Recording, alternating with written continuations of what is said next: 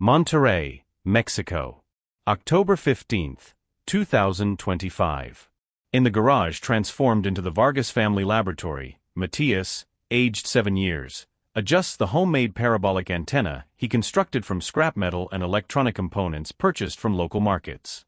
His parents, Rodrigo and Elena, systems engineers, have long ceased to be astonished by their son's abilities. At 3 years of age, he solved algebraic equations. At 5, he programmed in Python. At 7, he monitors signals from the depths of space. It is 2:37 in the morning. Matthias should be sleeping, but something awakened him. An intuition. That inexplicable sensation that compels him to check his equipment. On the screen of his computer, modified with radio astronomy software he optimized himself, unusual patterns appear, signals originating precisely from the coordinates of the interstellar comet 3IATLAS, discovered 3 months ago and currently heading toward the inner solar system. Matthias narrows his eyes. The patterns are not random cosmic noise. There is structure. There is repetition. There is mathematics. He opens a spectral analysis program and begins isolating the frequencies. What he discovers accelerates his heart. The signals contain prime numbers encoded in binary sequences. 2, 3, 5, 7, 11, 13. No one uses prime numbers by chance. It is the universal signature of intelligence. This cannot be, he murmurs, although a part of him has always known this moment would arrive.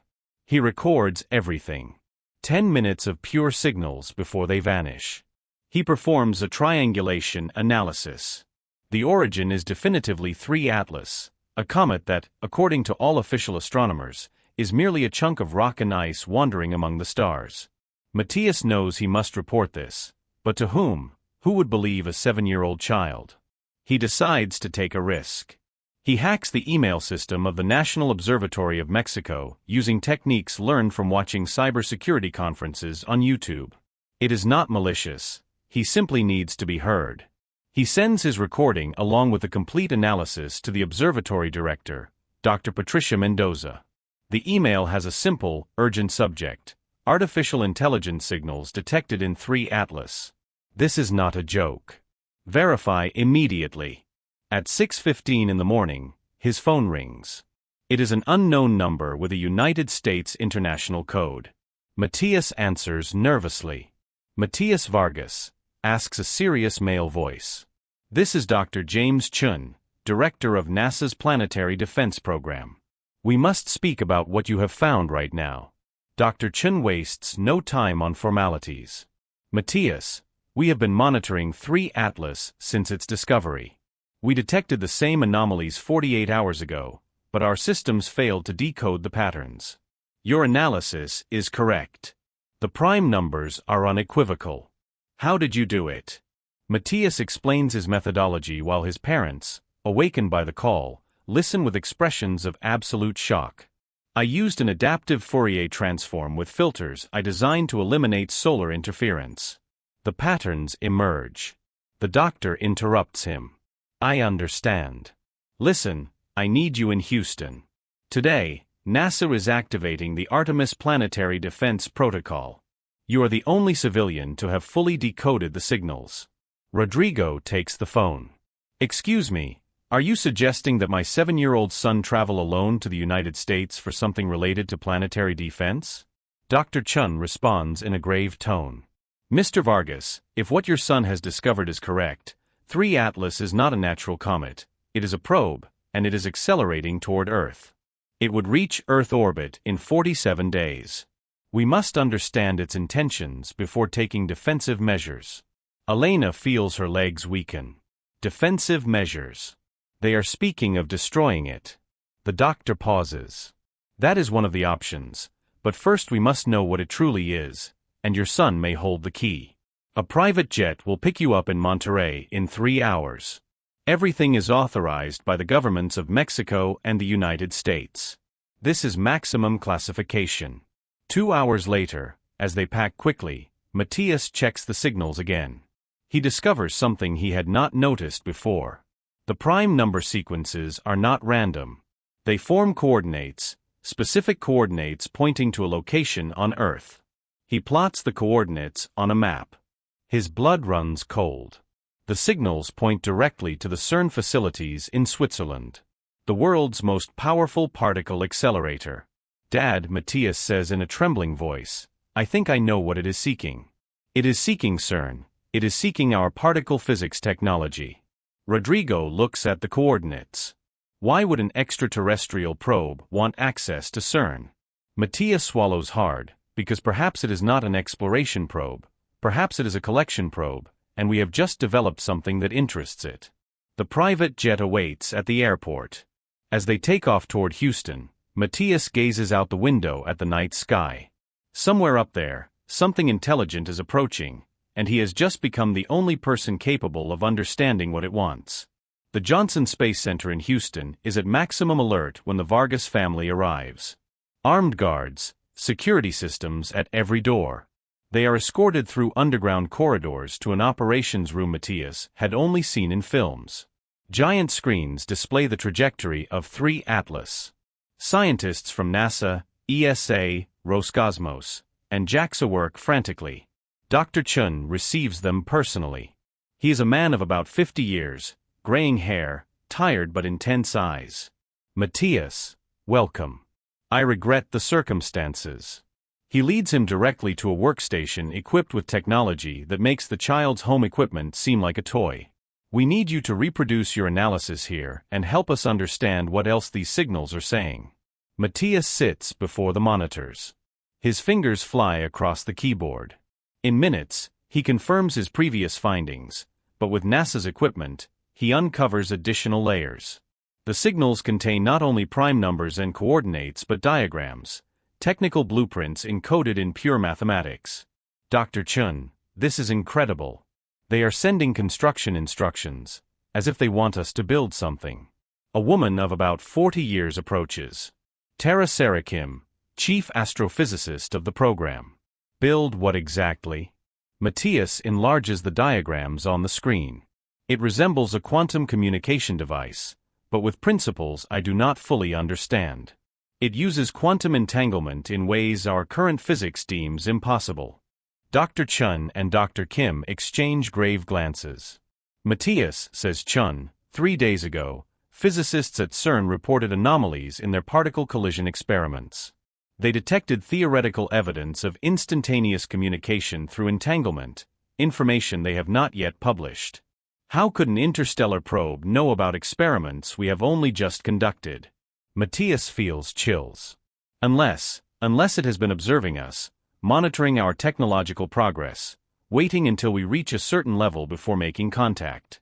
The room falls silent. It is NASA Director General Michael Torres who speaks, or waiting until we develop the technology it needs for its true mission. Matthias continues the analysis. He discovers timestamps in the signals, time markers indicating when they were sent. He performs the calculations. This cannot be correct. According to these timestamps, the signals were sent only 12 hours ago, but 3IATLAS is 0.8 astronomical units away. Radio signals should take more than 6 minutes to arrive here. These arrived instantaneously. The revelation of instantaneous communication changes everything. If 3IATLAS can send signals that ignore the speed of light, it means it possesses technology decades or centuries ahead of humanity's. The President of the United States is briefed. An emergency meeting of the UN Security Council is convened. For the first time in history, humanity faces verifiable contact with non-human intelligence. Matthias works relentlessly for 36 hours. With the aid of a team of military cryptographers and computational linguists, he decodes further layers of information. The signals contain what appears to be a direct message. It takes him 8 hours to translate it into comprehensible language. When he finally succeeds, he urgently calls Dr. Chun. "Doctor, you must see this." The message reads, "Brothers of the third planet, we have detected your quantum awakening. We are Class 7 observers. Autonomous probe sent 847 of your Earth years ago. Our mission is to monitor emerging civilizations and facilitate technological ascension when they reach the quantum threshold. You have reached it. We come in peace. We come to teach. Contact time, 46 days. The operations room erupts in simultaneous conversations. Elena embraces her son, who trembles at the magnitude of the discovery. Rodrigo cannot believe that his 7-year-old son has just decoded the first message from an extraterrestrial civilization. Director Torres orders silence. Matias, there is more. The child nods. Yes. They say they have observed 2,847 civilizations in this galaxy. Only 94 have reached the quantum threshold. Of those, 12 self-destructed their civilization before contact. They say they come to ensure we are not number 13. He pauses. But there is something else I do not fully understand. They mention convergence, an event that occurs when a civilization develops the ability to manipulate quantum entanglement on a planetary scale. Dr. Kim pales. The CERN experiment scheduled in 60 days. We will attempt to create the first global quantum communication system. We are literally on the verge of doing so. Matias continues reading. They say convergence can have two outcomes. Either we ascend to a new era of knowledge and join the galactic community, or we create a dimensional rift that destroys our planet. That is why they come, to guide us. The silence is absolute. Finally, Director Torres speaks. So it is not a threat, it is aid. But Matias raises his hand. Wait, there is a problem. The message has a second part, a warning. It says not all in the galaxy agree with the intervention, that there are other factions, other probes, and that they have detected signals from a Class 12 probe also heading here. An elimination probe. The news of a second probe alters the entire landscape. Dr. Chun orders immediate verification. Space telescopes, Hubble, James Webb, and ground-based observatories are reoriented. 3 hours later, they confirm the impossible. There is another object on a trajectory toward Earth, smaller, faster, more aggressive in its maneuvers. ETA 38 days. It will arrive before 3IATLAS. Matias senses the weight of the situation. Why would they want to eliminate us? What have we done? Dr. Kim reviews historical data. 3 months ago, CERN conducted an unpublished experiment. They attempted to create a controlled micro-black hole. It failed but generated an exotic energy pulse that propagated through spacetime. Perhaps that pulse was detected as a threat. The Pentagon activates all available defense systems, but the reality is brutal. Humanity has no weapons capable of destroying an interplanetary object traveling at 0.3% of the speed of light. Nuclear missiles would take weeks to reach it. By the time they arrive, it will be too late. General Marcus Webb, commander of the newly created Space Defense Command, states it clearly: we are defenseless. Matias obsessively studies both signals. The friendly probe 3IATLAS continues sending information, plans, diagrams, instructions. Matias has an idea. What if we build what they request, the quantum communication device? They say it could establish a direct link with them. Perhaps they could help us defend against the other probe. Dr. Chun considers the proposal. Constructing technology based on extraterrestrial plans is extremely risky. We do not know if it will work. Worse, we do not know if it is a trap. Matias shakes his head. It is not a trap. I have verified the plans. They are consistent with known quantum physics, just more advanced. We could build it at CERN. They have the resources. An emergency video conference is convened with CERN directors. Dr. Francesca Moretti, Director General, listens to the proposal. Building this would take at least 30 days, and that working non-stop. I cannot even guarantee it will function. Matias interjects. Dr. Moretti, if we do not try, the hostile probe will arrive in 38 days, and we have no way to stop it. This is our only option. After 2 hours of debate, world leaders make the decision. The device will be built. Matias and his family are immediately transferred to Switzerland. The child will work directly with CERN engineers as a technical consultant. It is the most critical mission in human history, and it rests partially on the shoulders of a 7-year-old. During the flight to Geneva, Matias examines the signals again. He discovers something disturbing. The instructions for the device include a final component that must be activated only at the precise moment. A component whose function is not clearly explained. "Dad," he whispers. "What if we are building something dangerous? What if we are being manipulated?" CERN transforms into a fortress. Military personnel from 12 nations guard the perimeter. Scientists from around the world work in 24-hour shifts. Matthias coordinates from the control room, specially adapted for him. His parents remain constantly at his side, awed and terrified by the responsibility their son bears. The first 5 days are pure frustration. The exotic materials specified in the plans do not exist on Earth. They must be synthesized atom by atom using particle accelerators. It is a slow and costly process. Each gram of material costs millions, but the entire world funds the project. Money is no issue when survival is at stake. Matthias notices something while reviewing telemetry. The hostile probe has slightly altered its trajectory. It now targets Geneva directly. It knows what we are building. It knows we are here. General Webb reinforces security. Anti-missile systems, fighter jets in constant patrol, but all know that if the probe attacks from space, no defense is possible. Day 12 of the project. A Brazilian engineer, Dr. Paulo Santos, makes an alarming discovery.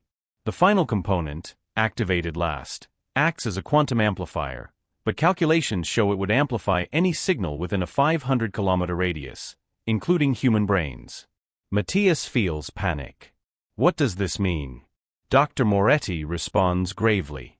It means it could be used for mass mind control. Paranoia sets in. Is 3IATLAS truly friendly, or is this an invasion disguised as rescue? Matthias rechecks everything. He searches for inconsistencies, for lies, but the mathematics is perfect. The principles are solid. He finds no evidence of deception, only terrible uncertainty. Day 18. The hostile probe accelerates again. ETA now 28 days. It gains speed. Theoretical physicists theorize it uses propulsion that manipulates space-time, technology humanity barely conceptualizes. 3IATLAS sends an urgent message. Matthias decodes it, enemy accelerating. Must complete device in 25 days. Critical. Without device, we cannot protect you.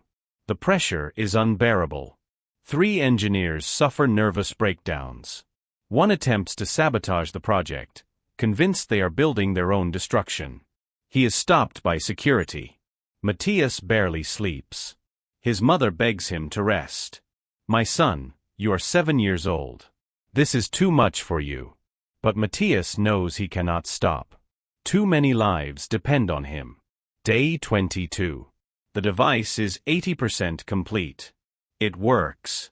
Preliminary tests show it can indeed establish instantaneous quantum communication. But the final component, the amplifier, is not yet installed. Debates rage: install it and risk mind control, or omit it and risk the device not functioning fully. Matthias must decide. A 7-year-old must make a decision affecting all humanity. Matthias goes without sleep for 40 hours straight. He checks every line of code, every technical specification, every equation. He desperately seeks a clue to the amplifier's true nature. His parents are horrified seeing him on the brink of collapse. Elena begs him to rest. "I cannot, Mom. If I am wrong, everyone dies." In the 38th hour of his mental marathon, Matthias finds something, a hidden mathematical sequence in the plans no one else noticed. It is code within code. He decodes it with trembling hands. The secret message reads: amplifier has dual function. Primary, communication. Secondary, shield. Verify equations in attached file. Trust requires risk. The decision is yours. Matthias runs the calculations. It takes 6 hours. The equations are correct. The amplifier, when activated properly, generates a quantum protective field around the planet. It is not a mind control weapon, it is a defensive shield, but it functions only if activated at the exact moment 3IATLAS specifies. Matthias cries from relief and exhaustion. Install the amplifier. I trust them. The decision divides the team. Half believe it is an elaborate trap. The other half trusts Matthias's analysis. Finally, Dr. Moretti assumes responsibility. We install the component but keep an emergency switch. At the first sign of trouble, we deactivate. It is a compromise no one likes, but all accept. Day 25.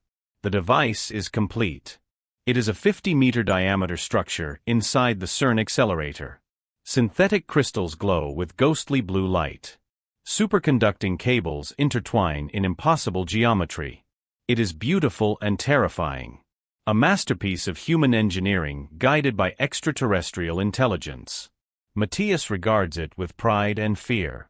Now, only the activation signal remains. The hostile probe is 15 days away. 3IATLAS, 18 days. Humanity holds its breath. Global media cover every second. 4 billion people follow the live transmission from CERN. Matthias is the face of hope, a genius child who speaks 6 languages, solves impossible equations, and now leads the defense against an extraterrestrial threat. But he feels only like a frightened child who wants his mother. Day 28. The hostile probe enters the inner solar system. Telescopes capture its form for the first time. It is not a comet, it is clearly artificial. Perfect geometric structure. It emits exotic radiation and accelerates directly toward Earth. Speed, 0.5% of the speed of light. Estimated impact, 7 days. If it strikes, the explosion equates to 500,000 nuclear bombs. Extinction guaranteed. 3IATLAS sends the activation signal. Matthias receives it. It is time. Activate the device now. I will coordinate from here. Dr. Moretti gives the order. Engineers launch the sequence. The particle accelerator reaches maximum power. The device begins to glow, and then Matthias senses something, a presence in his mind, a voice that is not a voice, calm, ancient, wise. Matthias of Earth, thank you for your trust. Now observe the device. It is fully activated. An invisible energy wave expands from CERN. Instruments detect space-time distortion. The quantum field envelopes the entire planet in seconds. Matthias feels the connection not only to 3IATLAS but to something greater, as if his consciousness is expanding. He can sense the minds of everyone in the room, their fears, their hopes. It is overwhelming and magnificent. The voice in his mind speaks again. Matthias, we chose you because your mind is pure, without prejudice, without corruption. We needed an intermediary who could understand without judgment. Now you must transmit our exact instructions. The shield is active, but the hostile probe will attempt to penetrate it. We must calibrate the field using collective human consciousness. Matthias, acting as a channel, begins issuing instructions he does not fully comprehend but knows are correct. Engineers follow them, adjusting device parameters. Dr. Moretti observes in amazement. The readings are impossible. We are literally bending space-time around the planet. It is like a protective bubble. The hostile probe detects the shield. It changes tactics. Instead of direct impact, it begins orbiting. It fires exotic energy pulses, seeking a weakness. Each pulse causes the shield to shudder. Matthias feels each impact as if striking his own body. He screams in pain. Elena runs to embrace him, but scientists prevent her. He is connected to the system. We cannot interrupt the link. 3IATLAS finally enters Earth orbit. It positions itself between Earth and the hostile probe. Matthias sees through the friendly probe sensors. He sees the enemy clearly. It is pure machine, without organic life. Artificial intelligence designed with a single purpose: eliminate civilizations posing potential threats, civilizations that reach the quantum threshold too quickly before moral maturity. The battle commences in space. It is not a battle of lasers and explosions as in films. It is a battle of exotic physics, manipulation of gravitational fields, distortion of subatomic particles, controlled collapse of quantum wave functions. Humanity watches on screen something that defies description, two incomprehensible technologies clashing overhead. Matthias continues channeling instructions, but he weakens. Blood flows from his nose. His eyes roll back. Elena screams, "It is killing my son. Stop it." Rodrigo holds her, weeping. Dr. Chen monitors Matthias's vitals. His brain operates at 300% normal capacity. He is suffering neurological damage. He cannot continue much longer. 3IATLAS is losing. The hostile probe is more advanced, more lethal, designed specifically for combat. Matthias senses the friendly intelligence's desperation. Not enough. We are a peace probe, not a war probe. We were not designed for this. We need human aid. We need you to extend the shield, transform it into a weapon. Matthias transmits the request. Dr. Moretti is horrified. Transforming a defensive shield into an offensive weapon. We do not know if it is possible. It could collapse everything and kill millions. Matthias responds in a weak voice, "Or we try, or the hostile probe breaches the shield in the next 90 minutes and exterminates us all." The decision falls to world leaders connected via emergency video conference. There is no time for extended debate. The UN Secretary-General asks Matthias directly, "Child, do you trust them? Do you trust 3IATLAS?" Matthias, bleeding and trembling, responds with absolute clarity, "Yes, with my life, with all our lives." Authorization is granted. Engineers begin frantic reprogramming of the device. They must reverse the quantum field's polarity, transforming it from passive shield to offensive pulse. It is like attempting to turn an umbrella into a sword while bullets rain down. Matthias guides every step. His consciousness still entangled with 3IATLAS. The hostile probe detects the changes and intensifies its attack. The shield begins failing at multiple points. In Tokyo, a fissure allows an energy pulse through.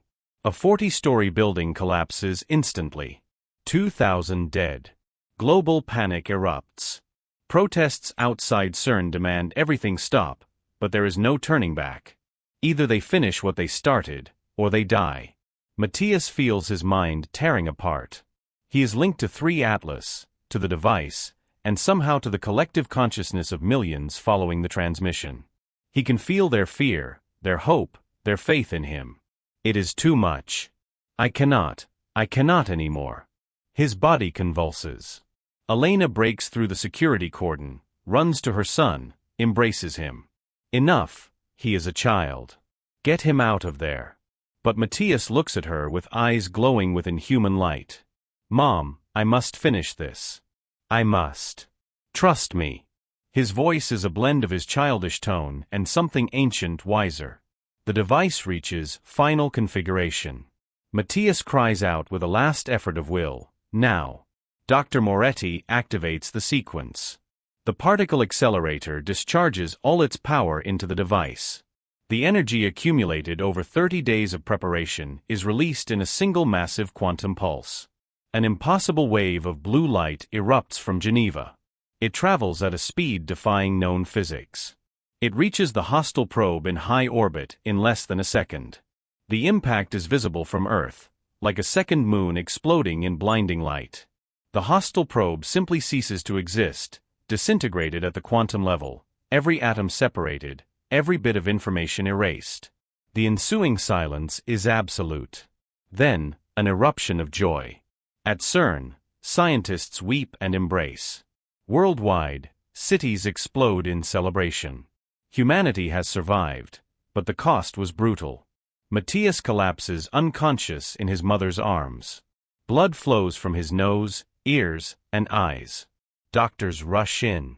His vitals are critically low. 3IATLAS sends a final message before departing. Matthias hears it in his coma. "Thank you, child of Earth. You have passed the test, not the test of survival, but the test of trust, risking everything for faith in others. You have earned your place in the galactic community. We will meet again when you are ready. Care for your hero. He saved us both." 3 months later, Monterey University Hospital. Matthias awakens slowly. His parents are at his bedside, exhausted but relieved. He was in a coma for 47 days. Doctors were unsure if he would wake or if he would wake the same. Mom, his voice is weak, but it is his voice. Elena weeps, carefully embracing him. Yes, my son, I am here. Dad is here. We are here. Matthias looks around, confused. What happened? I remember so much, but it seems like a dream. Doctors examine Matthias extensively. The neurological damage was significant. He has lost some of his extraordinary abilities. He can no longer solve complex equations instantly. His eidetic memory is impaired. He is no longer the genius child he was. He is just a child. A child who sacrificed part of himself to save the world. But Matthias is not sad. In fact, he smiles more than before. He plays with simple toys, laughs at cartoons. He makes friends in physical therapy. His parents are torn between relief and grief, relieved he is alive and happy, grieved by the price he paid. The world does not forget. Matthias Vargas is declared a global hero. He is offered awards, recognitions, full university scholarships, but his parents refuse all. Our son needs to be a child. That is all. They return to private life in Monterey. The press eventually leaves them in peace. The CERN device remains active in passive mode. It is a permanent planetary defense system. It constantly monitors space and occasionally receives messages from 3IATLAS, updates, scientific knowledge, invitations to join the galactic communication network when humanity is ready. Dr. Moretti visits Matthias 1 year after the event. She finds him playing soccer with neighborhood children. He no longer solves equations or hacks systems, he just plays. She speaks with Elena. How is he really? Elena smiles with tears in her eyes.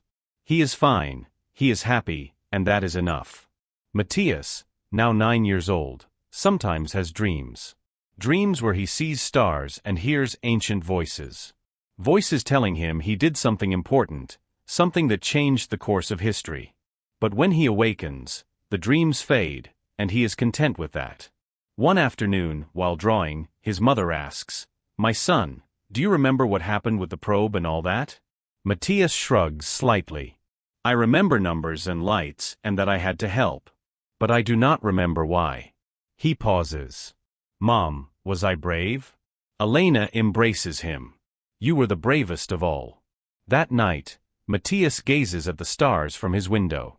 Something deep within him, something that survived the neurological damage, knows there are other observers up there, guardians, teachers, patiently waiting for humanity to grow. And he knows, though he cannot explain how, that they will return when the time is right. But for now, he is just a child staring at the stars, dreaming of adventures. Happy to be alive, happy to be home. And that, after everything that happened, is the true happy ending. Not heroism, not glory, just the simplicity of being a child again. And somewhere in the deep cosmos, an intelligent probe smiles. If machines can smile, knowing it left the hero child the greatest possible gift, the gift of a normal childhood.